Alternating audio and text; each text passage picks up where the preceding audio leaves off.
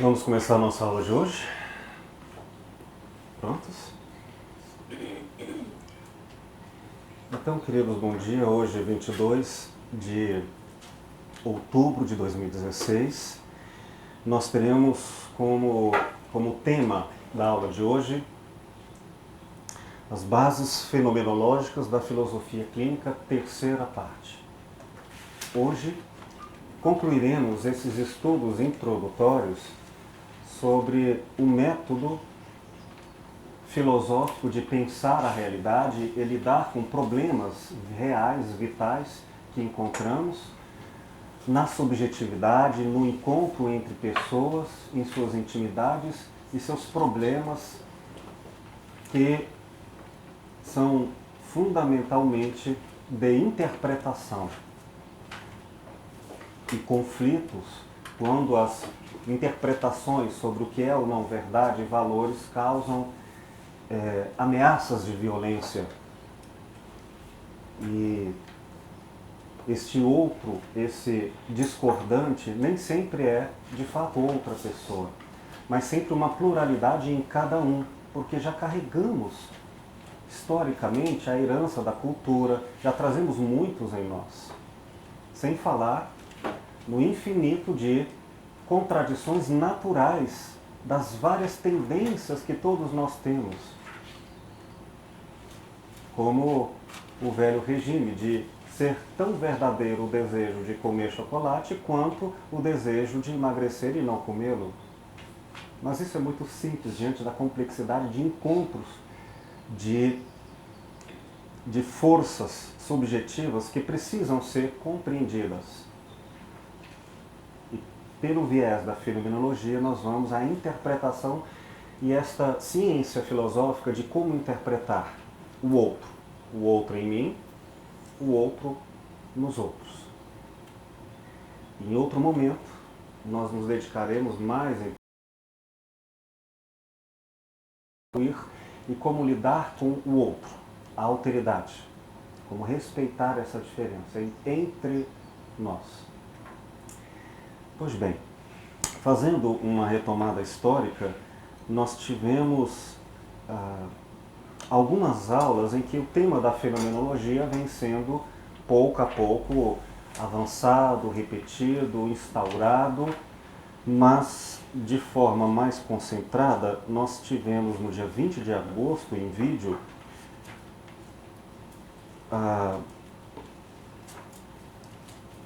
o título As Bases Fenomenológicas da Filosofia Clínica 1, para registro, depois acompanharem. Depois, no dia 24/9 de 2016, em 2 áudios que nós temos em arquivos, nós tivemos um grupo de estudo que começamos e trabalhamos 2 ou 3 desses capítulos do livro de Robert Sokolowski, Introdução à Fenomenologia, da edição de Loyola. E hoje nós iremos concluir um desses capítulos. Por conclusão, entendam, é uma leitura seletiva, aproximada apenas do que nos interessa neste curso para vocês, um público específico e selecionado, reflexões que sirvam para a prática de um terapeuta diante da tarefa de como entender o que o outro quer dizer. Esse outro lá, diante de nós, ou seja, o outro, eu próprio revisto na reflexão diante de um espelho, quando eu repenso sobre mim mesmo. Dando sequência na amostragem do que nós já percorremos, no dia 3 de setembro tivemos o vídeo Bases Fenomenológicas da Filosofia Clínica 2 e hoje, 22 de outubro, as Bases Fenomenológicas da Filosofia Clínica 3. Vou fazer um comentário geral, anotem suas dúvidas e, perdão, eu não vou me aprofundar muito, senão a partir das dúvidas de vocês, pelo motivo simples do tema. Página 99 da nossa edição Loyola, que é de 2004. Esse está na cópia, não está não? Capítulo 7? chama Intenções e Objetos Categoriais.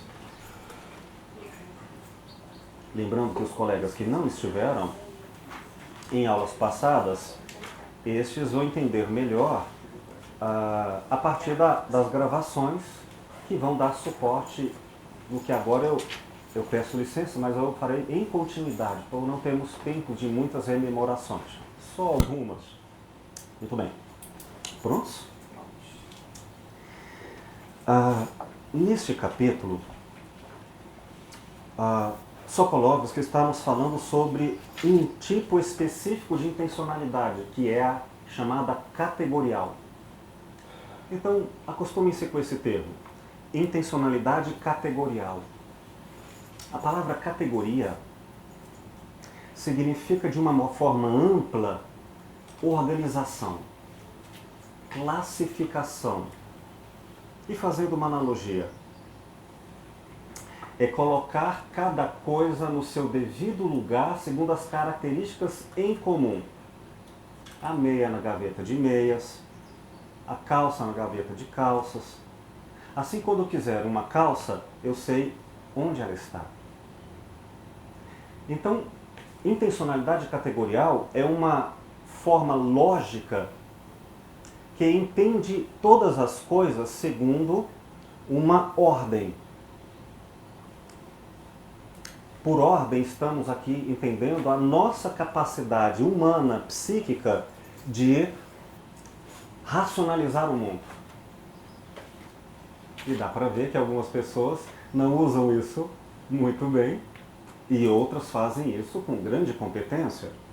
Umas são capazes de uma bem elaborada intencionalidade categorial em algumas áreas da sua vida. Organizam, pensam claramente, clara e distintamente as coisas, enquanto elas podem ser e, dependendo do contexto, devam ser organizadas. Um exemplo miúdo. Eu não sei se eu estou apaixonado. Eu não sei se eu caso, eu compro uma bicicleta, está tudo confuso. Então vamos entender, colocar o que é paixão, o que é arrependimento. Vamos separar as coisas porque agora está confuso. E sabemos bem que quando sofremos, ou quando sofremos não apenas no sentido da dor, mas no sentido passional, da intensidade de grandes experiências, tudo costuma ficar confuso e é natural que se torne até equivocado. Confundamos o todo com a parte. Exemplo. E recomendação. Não levem meninos com fome ao supermercado na hora das compras do mês. Quando a prioridade e o dinheiro curto exigem racionalidade ou intencionalidade categorial. Vamos separar o que realmente precisa da ordem do que mais determinante para casa ao menos importante.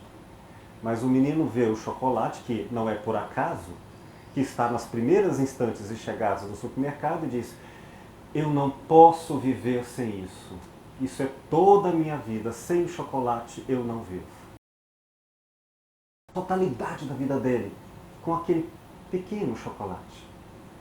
E acreditem, com ele e com todos nós, é muito comum que não apenas em alguns, mas em muitos momentos de sedução de uma sociedade muito alienante, a gente comumente pegue coisas que não são importantes e as trate como as mais importantes da nossa vida.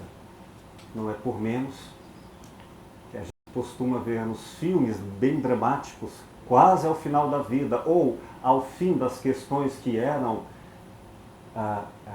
reconhecidas durante a vivência, e diz: meu Deus, eu perdi um amor e não tinha visto isso, estava na minha frente e fiquei cego. Ou diante da morte, como eu pude não ver o que era ou não importante e agora não tenho mais tempo. Enfim, é importante ou não esse tema? Vamos lá.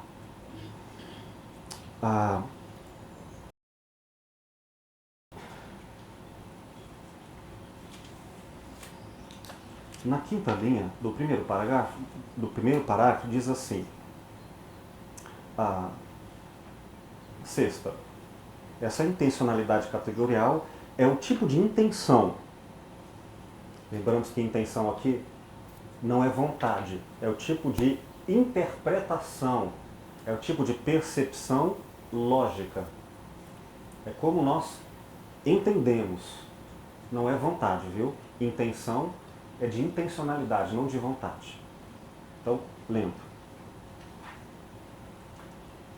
A intencionalidade categorial é o tipo de intenção que enuncia estado de coisas e proposições.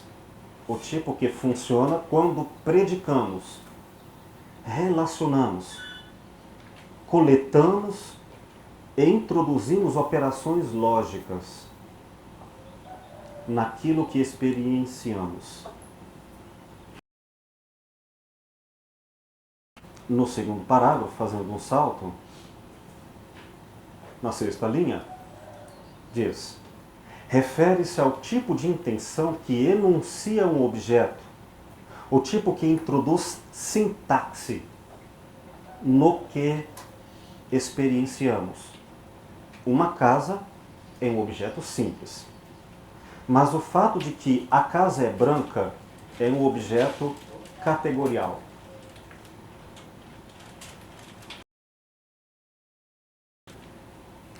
Quando nós temos intencionalidade, pelo que já estudamos, nós temos foco. Eu não vejo o mundo inteiro como totalidade. Eu vejo uma ideia de totalidade de mundo e aí eu foco em algo. Como, por exemplo, eu quero beber café. Aí eu vejo o que tem a ver com café, o copo, o próprio café e o restante do mundo. Nossa mente, na medida em que é racional, ela faz um encontro entre o pensamento e o mundo. Então, essa intenção é qual a maneira que focamos, qual a maneira como interpretamos, como vamos ao mundo. E aí nós sabemos que diferentes pessoas, ou diferentes momentos de uma pessoa, a depender dos interesses, elas estão às vezes diante do mesmo copo e do mesmo café, outro viés de foco, de interpretação, e vão, por exemplo, olhar a cor, a frase, eu amo chocolate, da caneca, e não mais o café. Ou então, eu chego a este café com outras interpretações. Nesse sentido, a intencionalidade categorial não é apenas um foco, não é apenas a maneira como eu percebo. Isso é só intencionalidade direta. Foco, perspectiva. Categorial é a inserção da sintaxe. Lógica, palavra em latim quer dizer lógica. Então agora nós não vamos ver a intencionalidade como ponto, mas a intencionalidade como contexto. A trama do julgamento. É quando eu trato não apenas do objeto visto e da maneira como ele é visto, mas eu introduzo a lógica. Eu nego, eu afirmo. Então digo, uma pessoa é bonita. Já não é simplesmente uma pessoa que eu percebo. Eu estou diante de um conceito de beleza. E aí eu posso estabelecer coisas muito complexas, como a frase, a insustentável leveza do ser. Isso não é resultado de uma percepção simples.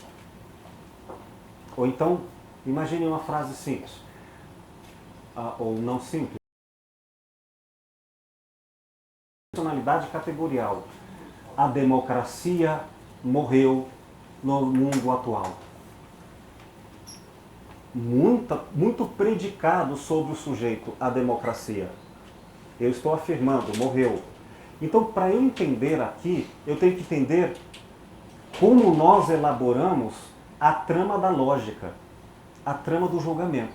É esse o objetivo de tratamento do capítulo. Está claro? Pois bem.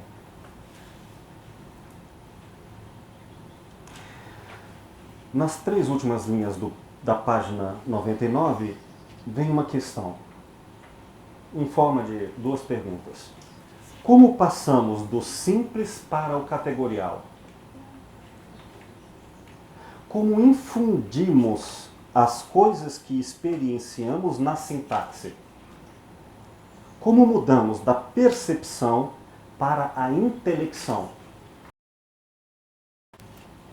Em outras palavras, como eu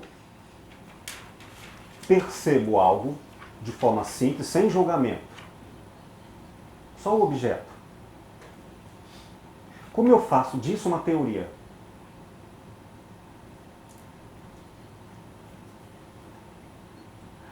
Agora eu vou dar um exemplo.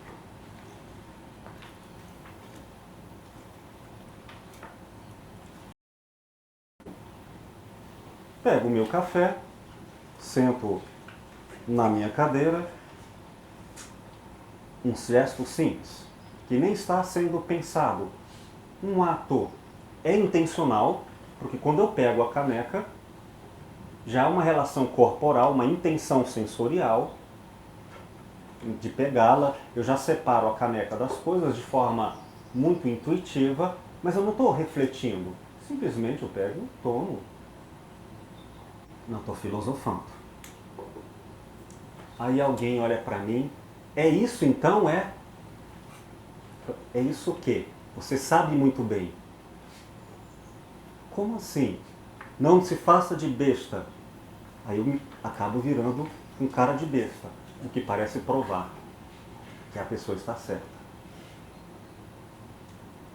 E aí eu começo a pensar, que diabos de categorias lógicas ela elaborou, que julgou seu.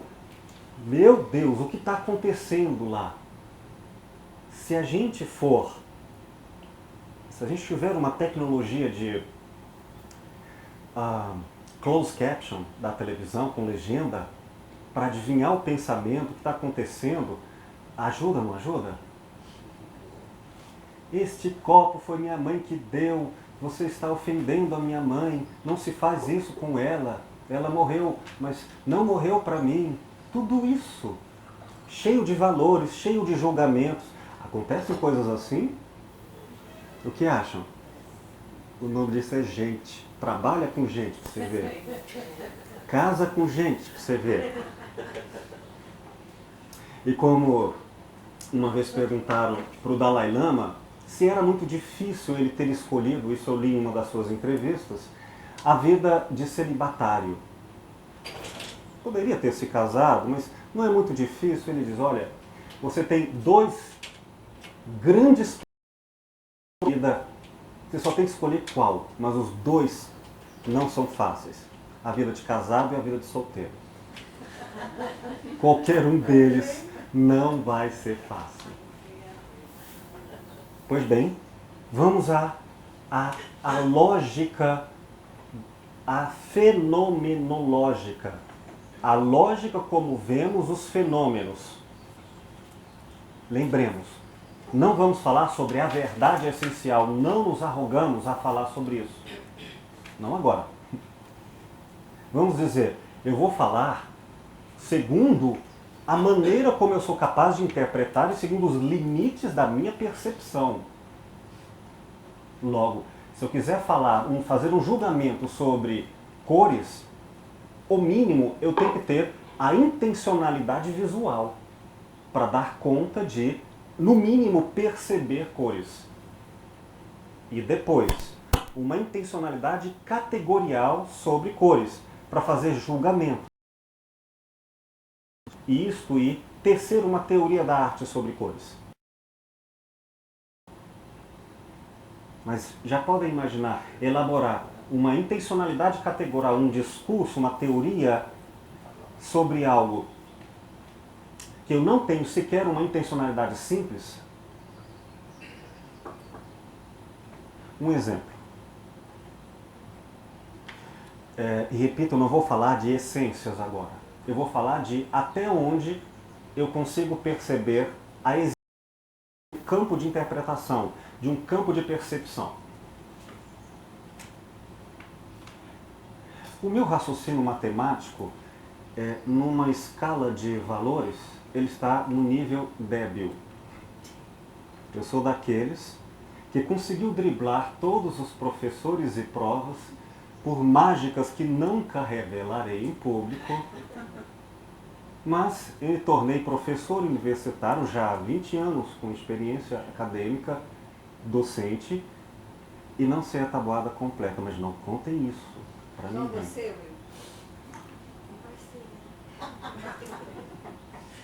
Esse exemplo eu posso falar, outros eu não conto. Pois bem, significa que se alguém for tentar me explicar algo, não em termos lógicos, porque eu sou lógico e desenvolvo lógica, mas eu me refiro a um tipo de lógica que é a matemática dedutiva. E for me explicar uma teoria matemática, eu vou ser educado, vou sorrir, vou fazer aquelas condescendências, que lindo, lindo é o máximo que eu concluo do raciocínio. Porque eu vou usar uma categoria emocional para falar de algo que nem tem como julgar, porque eu sequer tenho, mas é tão mínimo que eu não consigo perceber, não há uma abertura de percepção para a realidade a respeito. Como nós já estudamos em aulas passadas, o mundo oferece-nos e esse é o tamanho correto, uma infinitude de realidades. E o tamanho é infinito por definição, porque eu não posso ser Deus para dizer exatamente qual é o tamanho do mundo. Então, eu, no meu limite, só posso ter a fé, ou no mínimo a humildade intelectual e dizer, o mundo é maior do que eu percebo. Mas eu só consigo entender lógica mínima, subjetiva, na medida em que eu tenho uma percepção para uma abertura de intencionalidade percepcional. E segundo, aí sim, elaborar um julgamento que é a intencionalidade categorial. Está claro? Tranquilo, né? Não façam aquela cara que eu disse, ai meu Deus. Não está não. Tá lindo. Tá lindo. Obrigado. Bom, a intencionalidade simples e intencionalidade categorial são duas ideias. A intencionalidade simples, da qual me dediquei em aulas passadas, não posso me demorar a elas. Vamos falar apenas da segunda. Mas em revisão, intencionalidade, ou intenção aqui, quer dizer a forma de perceber. Simples assim. Forma de perceber.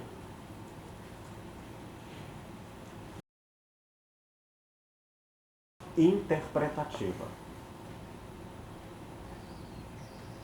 Bom, a música.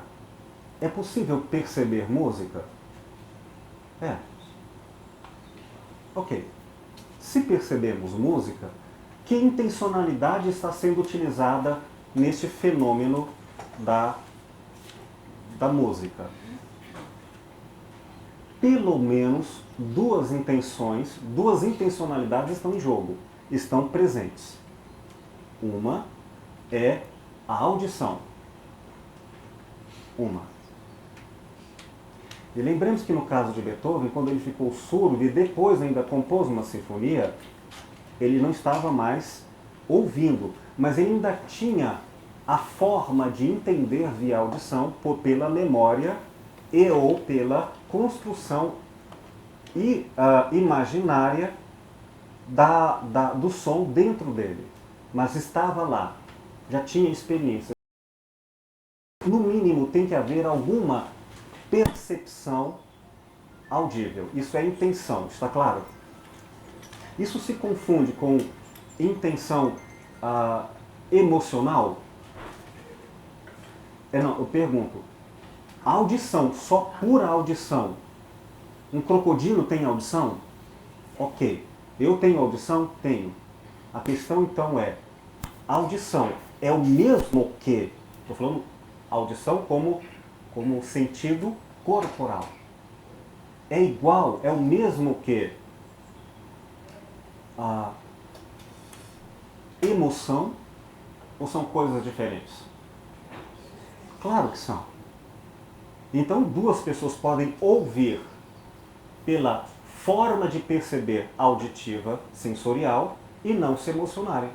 Porque são formas de interpretar o fenômeno do som de maneira diferente. Isso é intenção simples. Uma intenção simples, audição. Outra intenção, outra forma de interpretar ou de acessar a realidade, no caso do som lá fora, com como sempre eu vou fazer disso uma interpretação, emoção. E não existem pessoas que, eu não vou dizer que não tenham emoções, mas não existem pessoas que também não tenham emoções? Ou no todo da sua experiência, ou em parte dela? Eu vou dizer segundo o que parece do lado de fora, enquanto eu vou até ela, e no quanto ela mesma fala de si, enquanto se volta para si e diz, no trabalho eu não julgo com as emoções, eu julgo só com a razão. E em casa, ela diz, aqui eu julgo com a emoção. Não tem isso. Então, se eu quiser tratar com ela sobre, vamos ouvir uma música, se ela estiver condicionada existencialmente, no trabalho, a não ligar a emoção, pega a forma de perceber emotiva e desliga. E alguns não só desligam, trancam, e outros até quebram essa percepção, essa intenção. E aí, se eu quiser falar para ela sobre, por favor, sinta o que está acontecendo, ela vai dizer, eu não estou entendendo o que você quer dizer. Sei até intelectualmente que você fala de emoção, mas isso não faz sentido. Percebem? Ficou claro? São intenções simples. Em filosofia clínica, já o dissemos na aula passada, nós temos uma elaboração categorial de todas as formas construídas, reconhecidas na construção da antropologia filosófica. Tudo que o ser humano elaborou de percepção, nós colocamos em tópicos, em lugares, que são ali entendidos como tópicos ou lugares da condição humana, ou tópicos da estrutura de pensamento, ou da estrutura de percepção da realidade. Então nós temos lá emoção. Tópico 3, sensação, no sentido de sensoriedade corporal. Ora, então eu sei que são formas de perceber a realidade e eu preciso trabalhar com elas. Então, se eu for ao mundo do outro, primeiro eu tenho que saber se o outro, existencialmente, trabalha com intensidade, com sentido, a percepção da qual eu quererei conversar com ele. Pois não fará sentido eu tentar dialogar, explicar categorialmente, dar sentido lógico de julgamento, de valores e tudo mais, para uma pessoa que não tem, no mínimo, a intencionalidade simples daquele fenômeno. Aí o equivocado serei eu. Está claro? Ficou mais claro? Tá. Lembremos que vamos anotar as suas dúvidas para depois, que eu preciso avançar. Anotem suas dúvidas, depois eu as resolverei mais profundamente. Na página 100, na segunda linha, diz assim, as intenções significativas. Nós temos muitas percepções, mas vamos só atrás daquelas que parecem ser importantes. Aquelas associadas com as palavras. Praticamente sempre nos colocam na sintaxe e na forma categorial. Ou usa palavras diante do mundo, diante do outro, provavelmente, ele diz praticamente, ela não está apenas com uma intenção simples, ela está elaborando o julgamento. Isso quer dizer, isso tem uma explicação, isso já tem um discurso elaborado para a palavra simples. Continuando. Nunca dizemos apenas uma única palavra e quando fazemos, a palavra normalmente serve mais como uma exclamação ou expletivo. Expletivo é o que serve para completar, tem um caráter estilístico de uma expressão. Aí aqui o autor dá um exemplo. Harry, encrenca, rápido. Palavras soltas, palavras únicas.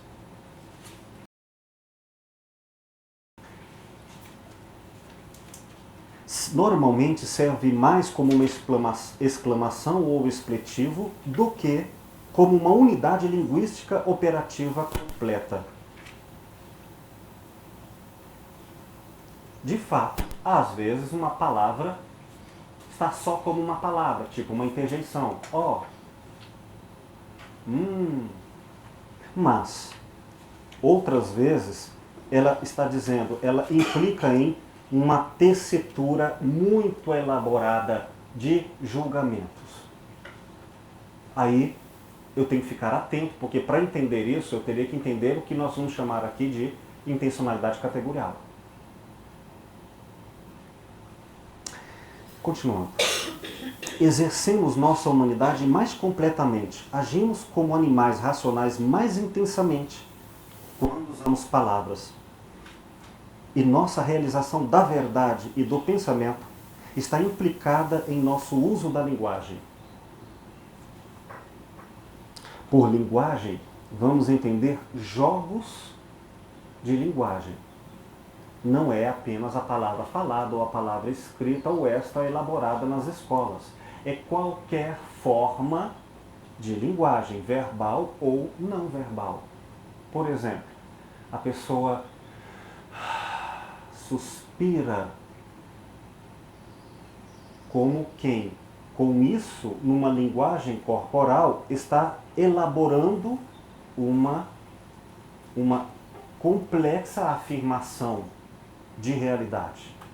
Ou quando coça a cabeça, não apenas gestualidades, mas um olhar que nos parece vazio ou curioso, enfim, qualquer forma de linguagem, inclusive cruzada, uma fala em um determinado lugar com certa gestualidade e nós temos uma linguagem. A mesma fala em outro contexto? Não. Então estamos falando entre, que nós vamos chamar mais tarde de diferentes que existem. São infinitas, cruzadas. Bom, é disso que nós vamos trabalhar aqui. Portanto, quando nós atendemos como filósofos clínicos um partilhante na terapia, nós vamos prestar atenção em uma coisa, a linguagem dele. E essa linguagem é uma sintaxe, portanto, tem afirmações, tem negações, tem sujeitos das frases e tem predicados. E nós vamos ter que investigar esse discurso linguístico, filosoficamente. Meu marido é assim, diz a pessoa. Aí eu tenho que entender se esse sujeito é o marido ou é ela. E mesmo se eu ouvir o marido, eu não terei isso só pela fala. Eu terei que entender a interpretação do contexto dessas narrativas. E eis que também, repito, as relações, a sintaxe envolvem vários elementos como a pessoa fala, eu não gosto dele, mas todo o movimento contextualizado, a intencionalidade categorial a dizer, ela gosta, a fala é para distrair ou esconder a verdade que foi dita em linguagem noutra trama de comunicação. Portanto, está sendo anunciado aqui que nós devemos nos ocupar de uma tarefa, entender a sintaxe, a lógica subjetiva do outro. Essa é a nossa missão. Como?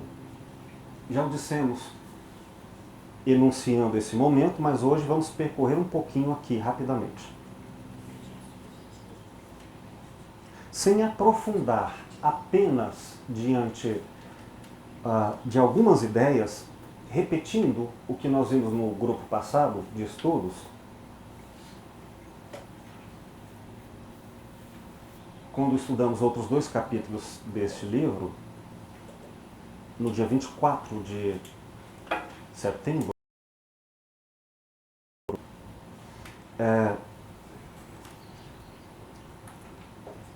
eu vou repetir rapidamente. Um dos capítulos que nós estudamos aqui, o capítulo 3, chamado As 3 Estruturas Formais na Fenomenologia, e já está digitalizado para vocês terem um arquivo depois que me deixarem seus HDs, pendrives e tudo mais. Sokolov nos fala sobre 3 estruturas mentais que nós, seres humanos, elaboramos quando fazemos intencionalidade categorial, quando nós pensamos e julgamos. 3. Uma é a relação parte e todo. Parte e todo. Vou falar aqui. Significa que, para eu perceber no sentido de entender, no sentido de elaborar uma sintaxe, um julgamento a respeito, eu tenho que saber a diferença entre o que é parte e o que é todo. Significa que, se eu tiver confusões em saber o que é parte e o que é todo, como será a qualidade do meu entendimento? Ruim, não é? Ou perigosa? Por exemplo, eu eis-me aqui corporalmente como um todo. Então eu vou estabelecer o que é o todo corporal do eu. Será que a camisa entra? É uma pergunta. Será que a camisa entra biológica? Mas eu estou querendo saber até onde vai o eu. Mas eu posso falar não do corpo, da emoção. Até onde vai isso que eu chamo a emoção do eu? Epa, o todo da emoção não está mais presente, agora é outra coisa. Então, vou falar só do corpo como exemplo. Eis que eu cortei minha unha.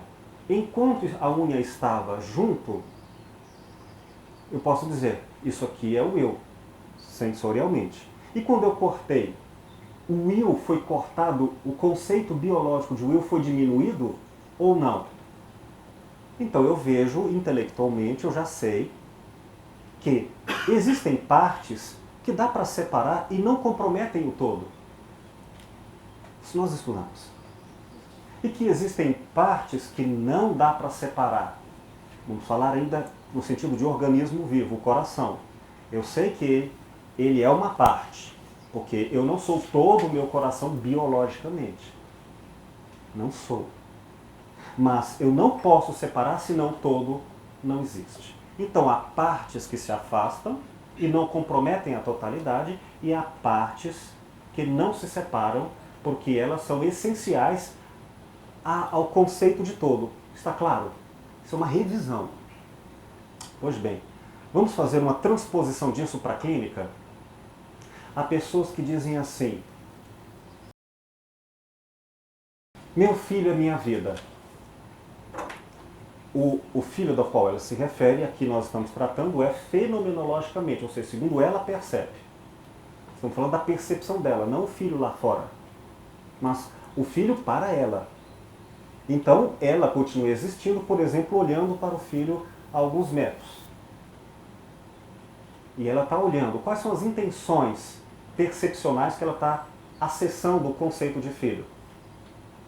Vamos dizer que o conceito de filho como um todo é o corpinho dele. Então, com o conceito de filho lá, enquanto corpo, ela diz, agora se coloca com ela, diz, eu e o filho somos independentes, no sentido de que ele é parte de mim, mas ele tem vida própria. No entanto, para algumas pessoas, existencialmente, como elas julgam na intencionalidade categorial delas, se o filho for embora, o eu delas, ela fez uma relação de indissociação. E vai que o menino morre, casa ou para a forma como ela elaborou o conceito, o filho não poderia ir. Lembra que nós não estamos falando do filho em si, até porque o conceito de filho, tudo aqui é interpretação. E aí, se a pessoa fez uma conexão entre parte e todo de forma confusa e equivocada, pode acontecer na clínica e ser que o eu existencialmente entra em colapso. Isso acontece muito, não é? Casamentos desfeitos, ou presenças que chegam e destroem. O meu todo não pode ter nada de acréscimo. Todo e parte é um pouco disso. Existem muitas relações em que há confusões na clínica e, se ela não entender em princípio, eu tenho que investigar em cada elaboração dos conceitos que ela apresenta, o que é para ela e o quanto eu posso elaborar. Porque vai que, da maneira como ela elaborou, o filho morreu, foi embora, etc. E ela diz, eu agora não existo mais. O todo é uma pessoa fragmentada, aos pedaços. Muitas alternativas podem ou não surgir, a depender da pesquisa que faremos em clínica. Eu vou levantar algumas ideias rápidas.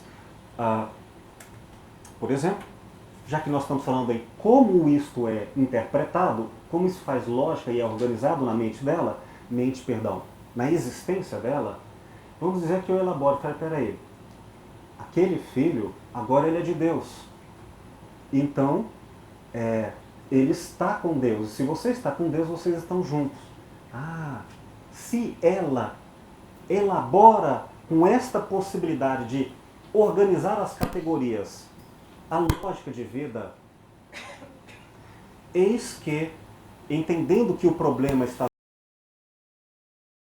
todo parte, ela diz, então agora eu estou inteira de novo, via Deus, via como ela entende Deus. Foi uma forma. Há várias outras.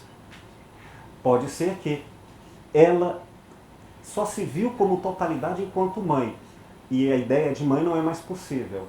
Até porque o filho não me trate como filho, eu sou um outro adulto, de igual para igual. Então, o conceito de mãe, na qual ela depositou a existência, a força de existência, faliu.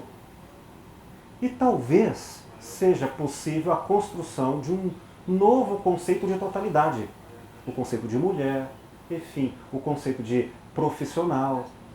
Lembremos que isso tudo é segundo a interpretação em jogo. Pois bem, o segundo elemento que nós trabalhamos em aula passada, e eu quero seguir só mais alguns minutos, foi de interpretação a identidade na multiplicidade. Lembram? Significa, este copo, por exemplo, o mesmo copo, a mesma identidade é o copo, não é o relógio, não confundam. O copo pode ser visto sem perder a própria identidade de tantas maneiras, tantas perspectivas diferentes, que não tem uma que é a única. Nunca terá. Nunca. E eu tenho que investigar, como filósofo clínico, na linguagem, na estrutura de pensamento, de intenções do outro, do partilhante, quais as várias maneiras de ele ser ele, em sua identidade, em sua totalidade, sem se perder, ou sem perder a autenticidade de suas forças. Mas pode acontecer que algumas pessoas são muito pobres em perspectivas de si mesmo ou do mundo. Elas só conseguem ver em uma perspectiva. E elas acham que isso é tudo. Dogmáticas de si mesmas. Mas eu aprendi, fenomenologicamente, que talvez eu possa ensiná-la ao modo dela, de que ela pode ter várias possibilidades de manter a mesma identidade. Por exemplo,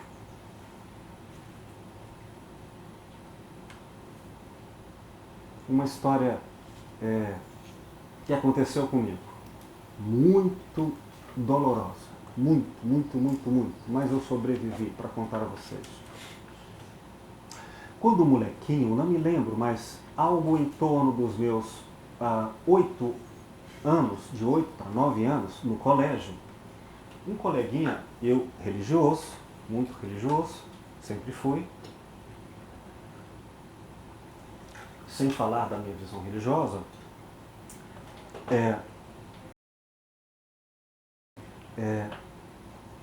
na vida, e deve ter ouvido isso dos pais, enfim, na vida você só tem direito a 3 pecados. Depois dos 3, a danação eterna. E eterna é muita coisa. Eterna. Até hoje fica, ai meu Deus. Era como é que era? Depois da primeira comunhão, aí as 3 até lá. Depois, aí, não mais. Então você tem 3. Aquele número mágico, né? Olha que já tem a totalidade ali. E conceito de total, no máximo 3. Eu comecei a fazer conta. Ai meu Deus, aquele é pecado. 1. Fui somando, 2. Meu Deus. E na mesma noite eu não dormi. Eu somei mais de 3 pecados. Vocês podem imaginar, aquilo não era irreal, era absolutamente verdade para mim. Podem imaginar a dor que eu sofri? Além de filósofo, graças a Deus eu era criança, porque depois eu brinquei e esqueci. Mas porque eu sou filósofo, eu sempre me lembro. E fico repensando nisso a partir desta lição e como ela é facilmente encontrada até em todos nós, em outros matizes, em outras experiências, como a gente reduz. Então eu posso dizer para você, olha, você não deixa de ser você, mesmo tendo vários lados, ou seja, você pode ser bom mesmo fazendo coisas boas, ou você pode ter a identidade de uma pessoa má mesmo fazendo coisas boas. Enfim, a relação entre o que é e o que não é unilateral. Exige pluralidade de investigações para saber o quanto há para cada um, na estrutura de pensamento e no contexto investigados na historicidade de cada um, riqueza do conceito de identidade própria. Se pirulitou, menino Chico. Pronto, menino. Pois bem, isso aqui é um campo de formas, estruturas, que se investigarmos essas riquezas, saberemos como lidar com a possibilidade de reinterpretar a realidade. Terceira, a relação entre presença e ausência fenomenologicamente, ou seja, a presença e ausência das intenções. Quando o autor se refere à presença fenomenologicamente, ou seja, desde Russell para os autores, é a presença no aqui, no agora, diante da experiência sensorial. Então eu estou com esta caneta, eu posso dizer, eu tenho uma intenção presente, eu posso perceber a caneta aqui. Ser que a caneta se torne apenas memória, é uma das possibilidades. Ela vai para uma outra realidade que ela está ausente, mas, de alguma forma, essa ausência quer dizer presença.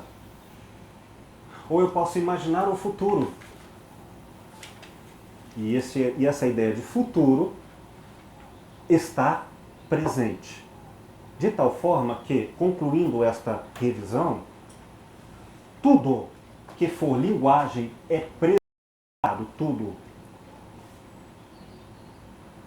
Tudo que é interpretado, tudo que é julgado é presente na forma de entendimento da pessoa. Portanto, não existe nos jogos de interpretação e linguagem do partilhante ou da nossa condição humana, numa leitura fenomenológica, algo que não exista, algo irreal. Tudo é real, tudo é fato.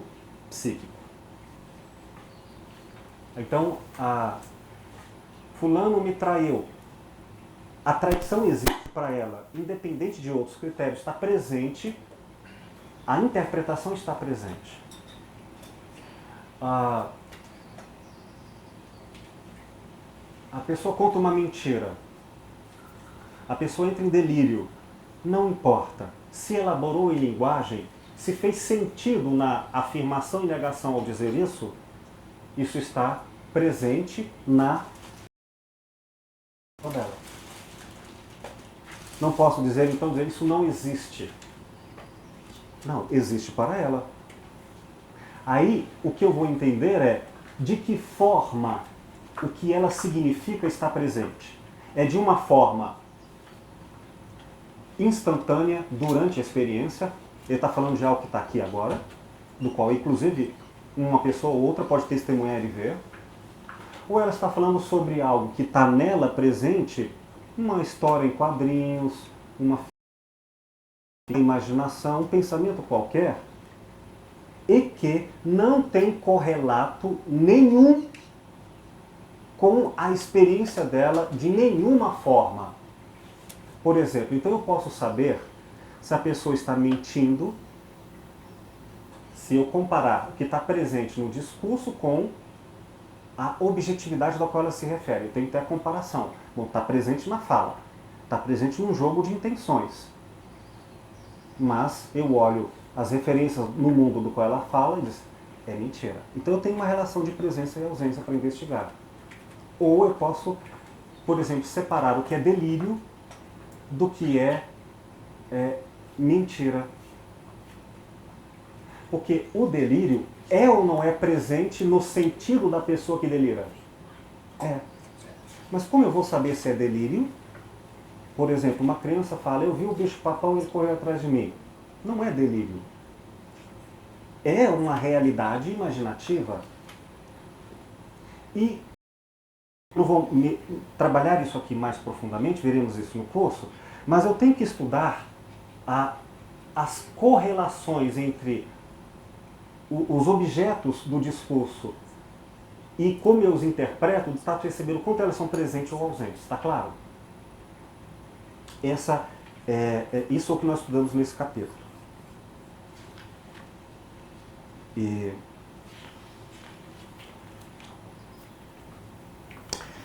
eu sugiro a gente agora fazer um pequeno intervalo.